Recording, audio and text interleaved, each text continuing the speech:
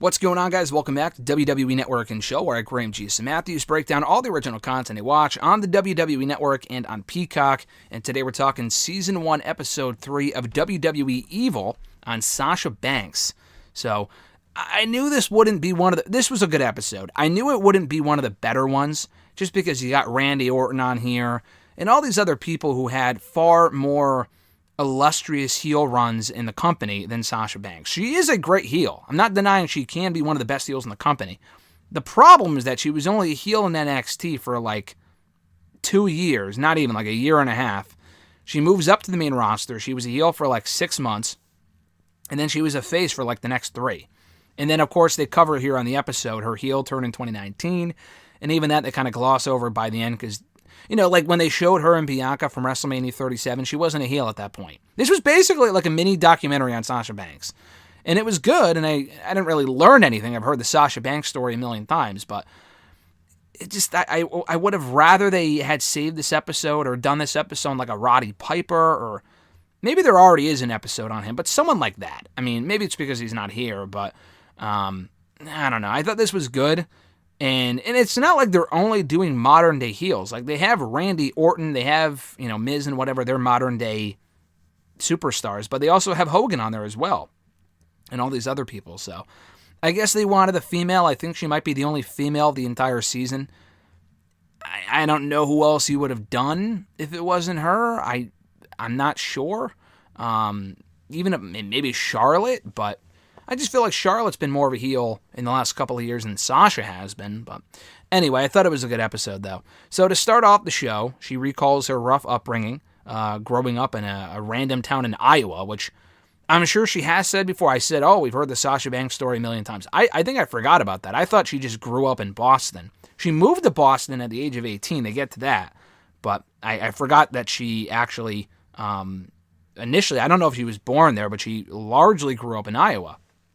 And she said, I'm the only colored person in this random Iowa town. So that was interesting as well. That was the exact quote, and she felt isolated there and whatever, and she felt like she had no hope. But in watching wrestling, she found wrestling on TV, and she was immediately drawn to Eddie Guerrero. Eddie was a guy, as Ray says here on this episode, he was a guy that can make you love him, or he can make you hate him. And Sasha specifically felt alive watching him. Wrestling was her addiction and her escape. That's what she saw it as. So much so that she would take notes while watching Raw and SmackDown, while watching the shows, about the moves and the storylines, and about wanting to be a WWE women's wrestler one day. She actually had to beg Snoop Dogg, who we'd get here on the episode quite a bit, which was cool. They got Snoop Dogg for this episode. She had to beg him to go to WrestleMania 24. And he praises her for being professional and being passionate. And they show all the pictures of her with John Cena and all these other people. Who was the other one? John Cena, and there was another picture of her meeting someone else. I'm like, wow, that's really cool. And it was someone that's like on the roster now that you would think, oh shit, it's crazy that she's, fucking working with them now. But anyway, she said that wrestling was her only path. That was really her only plan. She didn't have any backup plan. So like I said, she moved to Boston at the age of 18. While there, she started training in wrestling at Chaotic Wrestling as Mercedes KV. She got a tryout at WWE in 2012, and it wasn't until she arrived that she really realized how much it truly took to be a character in WWE. She was boring. She was bland. She was a nice girl, but she had no character. So she watched all different types of interviews and movies to really find a character for herself. She was inspired, the heel character was inspired by various forms of Floyd Money Mayweather, Kanye West. They specifically show him interrupting Taylor Swift at the 2009 awards. I forgot what it was. The Grammys, Emmys, I don't remember, but one of those award shows. Nicki Minaj and the Bratz Dolls. And it was really around 2013 that she started finding herself as a heel, and she officially turned heel after a match with Paige in September of 2013. And it was a great feeling to finally click. We hear from Dr. Phil again. I don't think he was on the last episode on Miz, but he was on the first one on Hogan. But for some reason, we hear from Dr. Phil on this episode, and he relates her character to escapism. So Sasha noted the little things that she would do as a heel, like keeping the crossface on a little bit longer after the opponent had already tapped out, just to be a bitch about it. Charlotte Flair was coming up in NXT around that same time. Banks admits here that she was jealous of Flair's success. She won the women's championship before Banks, and she was also the top heel in that division for a very long time. And she wanted that spot. And when they first started facing off in 2014, they had instant in-ring chemistry. And they always made each other better in that ring. Bayley and Becky Lynch were also on the rise around that point, and all four of them collided in, as they would later be known as the Four Horsewomen of NXT, or of WWE, whatever. All four of them had a match at the TakeOver Rival Show, a Fatal 4-Way for the NXT Women's Championship, which ended up being a fantastic match. Banks saw that match as their WrestleMania, and she was in shock upon winning the championship that night. It was a great match and a great moment. They replay the Sasha Banks-Bayley contract signing while she was champion from August. It was, I think, one of the final NXTs before TakeOver Brooklyn, their first major takeover outside of Full Sail. They replay the match, and it's one of my favorite matches of all time. I was there. It was an amazing match.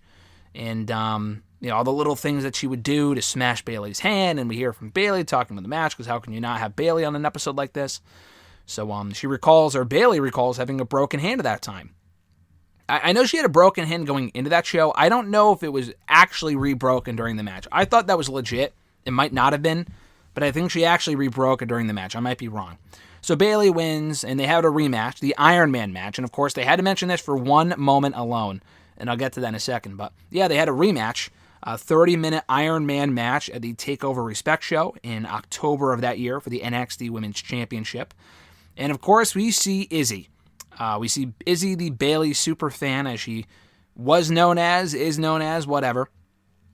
And Banks made her cry because she was in the front row, and Banks took her glasses or whatever, and she wore them and kind of just threw it in Izzy's face, and that was it. So we hear from Izzy here. Of course, you knew they were going to bring her in to talk about her 15 seconds of fame. So anyway, after that match, Banks loses, officially moves to the main roster full-time, that fall officially. And they kind of fast forward over everything that she had done in the years that followed, because by 2019, which is when she turned heel again, which is why they cut to that, she had proven herself as a success story in WWE.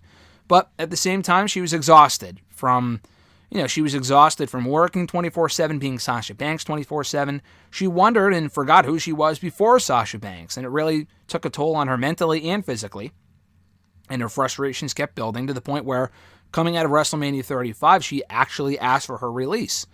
And I was wondering recently of people, I was thinking of examples, or trying to think of examples, of people who had asked for their release, had it denied, and actually stuck around for the long haul. She would be an example of that.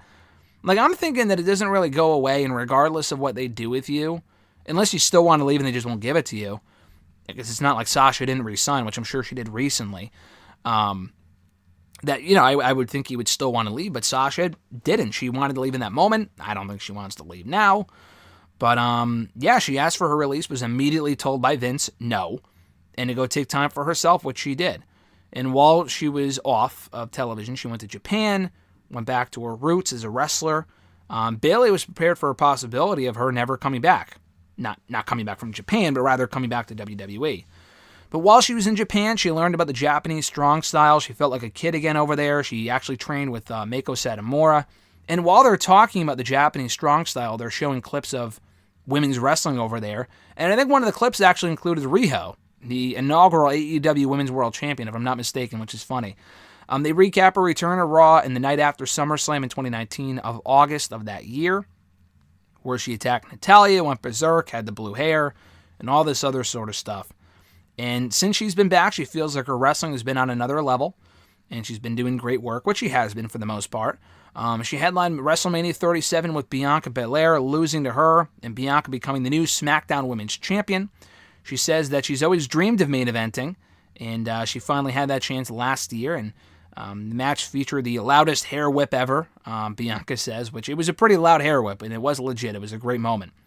And Rey Mysterio says that Sasha Banks still carries the Latino heat with her today in honor of Eddie Guerrero. So that was the Evil episode on Sasha Banks. Again, a good episode, nothing I haven't heard before. I mean, you can say the same thing about the Miz episode. You could say the same thing about the Hogan one.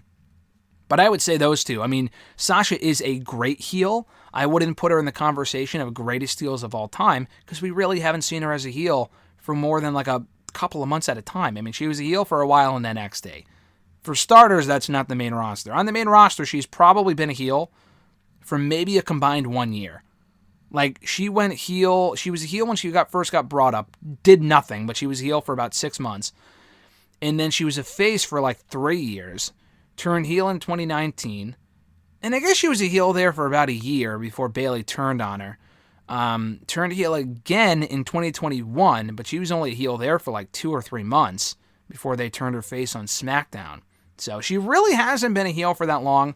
This is about the best heels, and she is a great heel, but I probably, again, would have given the spot to someone from yesteryear and not, I mean, again, I know they wanted a female, so I guess she makes as much sense as anyone, and I'd rather have an episode on Sasha than Charlotte, I guess, but I don't know what other females you would have put in here. I would have put Sasha over Beth Phoenix, who's great, but I wouldn't call her one of the greatest heels ever. Maurice would have been too on the nose because they already had her in the Miz episode. So, I don't know. It was a good episode. I wouldn't say it was a waste. It was probably one of the shorter ones of the entire season at around 40 minutes. And that's because there's not a hell of a whole lot of material on Sasha because she's only been here for a few years. But again, the Sasha Banks fans will love it. And I enjoyed it for what it was. So, good stuff here. Thank you guys for checking out my review of WWE Evil here today, so be sure to like the video, drop a comment, share the video, and subscribe to the channel for more daily content. The next Evil episode, whatever that is, the review should be up at some point in the next week or two. I don't really have a set schedule for this sort of thing. I got to get through them slowly but surely, but it'll probably be up within the week and a half or so, so keep an eye out for that. I don't remember who it's on, so I'm looking forward to watching that one soon and having a review up here on the channel at some point. So yeah, that's about it, guys. So have a great rest of your week/weekend. I'm Graham G. Matthews. Be sure to hit the bell button to be notified every time a new video goes up, and I'll catch your ass down the road.